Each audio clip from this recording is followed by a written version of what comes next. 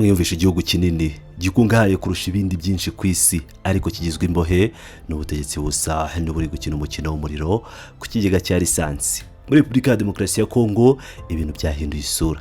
Ntabwo ari intambara yo mu burasirazuba gusa, ahubwo ni intambara y'amagambo, intambara ya politike ndetse n'intambara ishingiye ku itegeko nshinga ishobora gusenya burundu inzego z'igihugu. Leta iri ku butegetsi Kinshasa yafashe icyemezo gikomeye, icyemezo kigayitse ku maso y'abatari bake, kugaba ibitero by'amagambo kuri Kiliziya Gatolika. Ni nyuma y'uko inama y'abepiskopi Gatolika muri Kongo izwi nka Senko isohoye itangazo riremereye cyane rivuga mu magambo make igihugu kiri mu kaga. Iri tangazo rya Senko ryabaye nk'igishirira gisizwe mu nzu y'ibyatsi. Leta yahise yikoma uru rwego rw'idini cyangwa inzego z'idini zubashywe cyane kurusha izindi nzego zose muri icyo gihugu. Ariko se inkubiri yarangiriye aho? Oya. Moise Katumbi, umwe mu bagabo bakomeye cyane mu batavuga rumwe n'ubutegetsi bwa Felix Tshisekedi ndetse wigeze kuyobora intara ya Katanga, akaba ari n'umuherwe ukomeye cyane muri Kongo Kinshasa, yafashe ijambo. Kandi amagambo ye sayo guca ku ruhande n'amagambo y'uburakari, ukuri kubabaza n'inenguzi ikomeye cyane ku gatsiko kari ku butegetsi.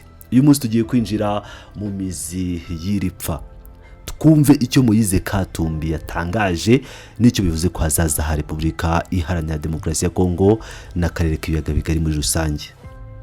Era amagambo ya Moise Katumbi ubwo yabazwaga n'itangazamakuru ku birebana n'ibitero by'amagambo leta iri gukora kuri Senko.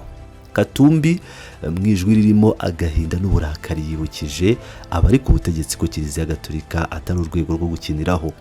Yagize ati, ntibyumvikana na gato ukuntu twakwicara turebera uru ruhererekane rw'ibitero, ubu bugome buteguye ndetse n'ubukangurambaga bugamije kwanduza izina rya Kiliziya Gatolika. Kugira ngo twumve uburemere bw'aya magambo tugomba gusubira inyuma gato tugahuza amateka. Muri Kongo Kiliziya Gatolika si idini gusa. Binyuze muri Senko, Kiliziya Gatolika nirwo rwego rwonyine rwashoboraga guhaguruka rugahangana n'abanyagitugu bose bayoboye icyo gihugu. Kuva mu gihe cya Mobutu kugera kuri Joseph Kabila, Senko niyo yagiye ibijwi ry'abaturage basanzwe, abaturage badafite kirengera. Niyo mpamvu Katumbi yunzemo ati, iyi Kiliziya niyo cyerekezo cyacu mu by'umuco. Ni ukuvuga ngo ni igikoresho kituyobora iyo turi mu nyanja irimo umuyaga mwinshi. Kiliziya niyo mutimanama w'igihugu. Kumva rero abayobozi bari mu nzego nkuru za leta ya Tshisekedi batuka, banenga ndetse banashinja Kiliziya gukorana n'abanzi, kuri Katumbi ni ishyano ryaguye. Ikibazo gikomeye itangazamakuru ryabajije Katumbi cyari iki: ese ko leta ishinja Senko gukorera mu nyungu z'abatavuga rumwe n'ubutegetsi ndetse rimwe na rimwe ikayishinja gukorana n'umwanzi w'igihugu, wowe ubibona ute? Hano Moise Katumbi yahishuye amabanga n'imikorere mibi ya leta iriho, yibukije abaturage amayeri azwi kandi ashaje ubutegetsi bwa Kinshasa bukoresha kugira ngo bucecekeshe ababunenga bose. Katumbi yagize ati, kuri ubu butegetsi uburyo bakoresha bumaze kumenyekana neza. Igihe cyose uhangaye kugaragaza igitekerezo gitandukanye n'icyabo uhita witwa icyitso cy'abatera igihugu, ugahita witwa kudakunda igihugu cyawe. Ubu ni uburyo bwa politike buzwi nka scapegoating mu rurimi rw'icyongereza. Iyo leta inaniwe gukemura ibibazo by'abaturage, inaniwe kugarura amahoro, inaniwe kuzamura ubukungu, ihimba umwanzi w'imbere cyangwa w'inyuma, bityo uwo ari we wese uvuze ko ibintu bitagenda neza agahita yitwa icyitso cy'uwo mwanzi. Katumbi yise ubu buryo ubugwari n'ikintu giteye ubwoba cyane.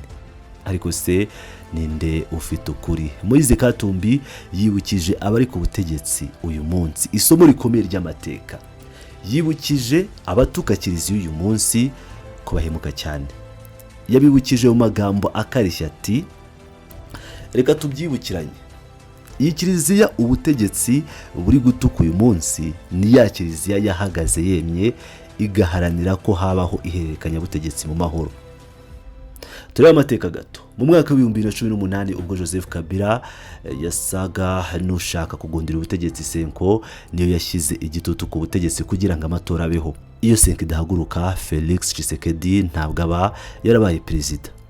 Niyo mpamvu Katumbi yakomeje abwira abategetsi ba Kinshasa ati iyo mpinduka mu butegetsi niyo bari gutuka kiliziya bari kwiraho uyu munsi. Mbega ubuhemu, mbega ukuntu bibagirwa amateka ya politike vuba. Ariko reka tuze ku ngingo yindi ishyushye cyane ikomeje gukurura umwuka mubi, ingingo y'itegeko nshinga. Mu minsi ishize uruhande rwa Perezida Tshisekedi rwatangiye kumvikanisha ko itegeko nshinga ry'igihugu rigomba guhindurwa, bitwaje ngo ko abaturage bagomba guhabwa umwanya bakisanzura. Bamwe mu basesenguzi basanga uyu ari umugambi mubisha wo gukuraho umubare wa za manda z'umukuru w'igihugu, bityo Tshisekedi akazagundira ubutegetsi ubuziraherezo. Ubwo yabazwaga kuri iyi ngingo, Katumbi yariye karungu, yabaye nk'utanga itegeko ndetse n'umuburo ukomeye atarya iminwa. Yagize ati ndabivuga nshikamye, mfite ugushikama gukomeye cyane.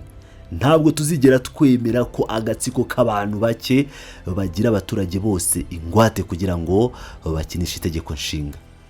Katumbi yasobanuye ko itegeko nshinga rya Kongo atari urupapuro rwanditswe gusa cyangwa inyandiko ziri aho ngaho zanditse nka brio umuntu ashobora gukosora uko yiboneye.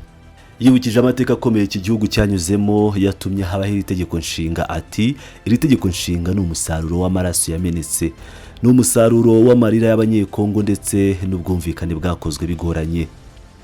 Tugomba kwibuka ko nyuma y'intambara zayogoje Kongo kuva mu 1998 kugeza muri 2003 izizwi nk'intambara za mbere n'iza kabiri za Kongo zahitanye abantu babarirwa muri za miliyoni, abanyepolitike ba Kongo bahuriye mu mujyi wa Sun City muri Afurika y'Epfo.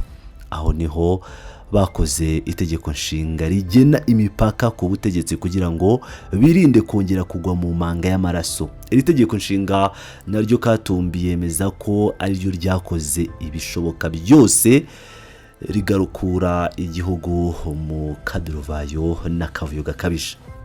Ariko se kubera iki leta igiye ko rihinduka? Itangazamakuru ryabaje Katumbi riti ese ko abashyigikiye ubutegetsi bavuga ko iri tegeko nshinga riri kubuza igihugu gutera imbere. Igisubizo cya Katumbi cyabaye cya politike ariko kiba ari inkuru y'ukuri kubabaje cyane. Yasobanuye ko kuvuga ko itegeko nshinga ari ryo ribuza igihugu gutera imbere ari urwitwazo rudafite ishingiro rukoreshwa n'ubutegetsi bwananiwe. Katumbi yasobanuye ibintu agira ati kubona uburyo ubutegetsi bushaka gusenya ikimenyetso cyacu cya nyuma cya stabilite, bakabikora kubw'inyungu imwe gusa yo gushaka kugundira ubutegetsi ubuziraherezo, nubwo bafite ibikorwa n'umusaruro w'imiyoborere wabaye ishyano n'ubugambanyi. Amagambo umusaruro wabaye ishyano arasobanura byinshi. Muri Kongo y'uyu munsi amadolari y'Amerika yazamutse bidasanzwe ku isoko, ibiciro by'ibiribwa byikubye inshuro nyinshi, intambara mu burasirazuba yakajije umurego, umutekano muke mu mijyi ndetse n'abaturage bicwa n'inzara bari hejuru y'ubutaka bwuzuye zahabu na diyama. Katumbi asanga leta ikoresha umushinga wo guhindura itegeko nshinga nk'ikinamico ryo kurangaza abaturage kugira ngo batabaza ubutegetsi impamvu bwateje ubukene. Katumbi yarangije iyi ngingo yizeza leta ko batiteguye kurebera.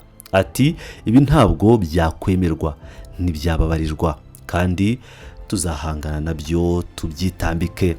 Kugira ngo asoze ikiganiro cye n'umunyamakuru ukomeye cyane mu karere k'ibiyaga bigari by'umwihariko muri Repubulika ya Demokarasi ya Kongo, Stani Bujakera, baganiraga Moise Katumbi yatanze gasopo.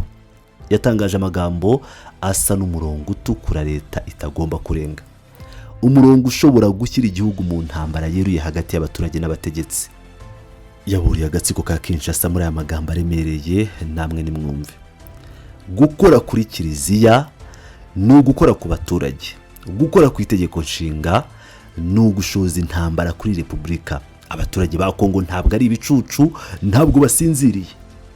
Ubu ni ubutumwa bukomeye cyane busiga ibibazo byinshi kurusha ibisubizo mu mitwe y'abakurikiranira hafi politike y'akarere. Ese Felix Tshisekedi n'abamushyigikiye bazakomeza umugambi wabo wo kwikoma kiliziya no guhindura itegeko nshinga? Ese bazirengagiza uyu muburo wa Katumbi n'abandi batavuga rumwe n'ubutegetsi? Niba gukora ku itegeko nshinga ari ugushoza intambara muri Repubulika, nk'uko Katumbi abivuga ibyumweru n'amezi ari imbere bishobora gusiga Repubulika ya Demokarasi ya Kongo mu muhengeri w'amateka atarigeze abaho kuva intambara ya kabiri ya Kongo yarangira. Abaturage barashonje ariko bakaba bafunguye amaso. Imbaraga za Kiliziya Gatolika ziracyahari kandi uruhande rw'abatavuga rumwe n'ubutegetsi rurimo ruragaragaza ko rwahisemo kutazasubira inyuma. Reka tubitega amaso tumenye niba Kinshasa izemera kumva inama no kwikubita agashyi cyangwa niba igiye kwisuka mu manga y'ikibazo cya politike gishobora gutwika inzego zose z'igihugu. Mwakoze cyane gukurikirana iri sesengura. Wowe urabibona ute? Ese urabona uyu mwuka mubi hagati ya Kiliziya Gatolika, abatavuga rumwe n'ubutegetsi nka Moise Katumbi ndetse na leta ya Tshisekedi uzarangira gute? Ese wemeranya na Katumbi ko guhindura itegeko nshinga byaba ari ugushoza intambara kuri Repubulika? Tanga itekerezo cyawe hasi muri comment habugenewe. Ntibagirwe gukora subscribe, like ndetse no gusangiza iyi nkuru abandi kugira ngo dukomeze tujye tubagezaho isesengura ryimbitse kuri politike y'akarere k'ibiyaga bigari. Turabakunda cyane tukarushaho kubakundira ko mukunda ukuri. Murakoze.